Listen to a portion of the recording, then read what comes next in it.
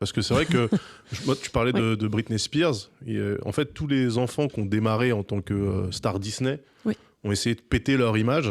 Et donc, pour les femmes, ça passait par justement une hypersexualisation. Donc, on parle de Britney Spears, mais je me rappelle de Christina Aguilera, Miley Cyrus, voilà, où c'était vraiment limite, t'étais en mode waouh. Oui, en fait, ce que je raconte dans le livre, c'est que Britney, elle a créé justement ce cheminement de, un peu le manuel de comment faire quand t'as été enfant Disney ou Nickelodeon, pour au bout d'un moment être prise au sérieux, et tu t'hypersexualises. Et en même temps, là aussi, à nouveau, moi, c'est pour ça que, à la fois, j'ai un regard critique, mais j'ai aussi beaucoup de compassion pour ces femmes parce qu'elles ont été soumises à ces injonctions contradictoires et elles ont été très souvent extrêmement critiquées.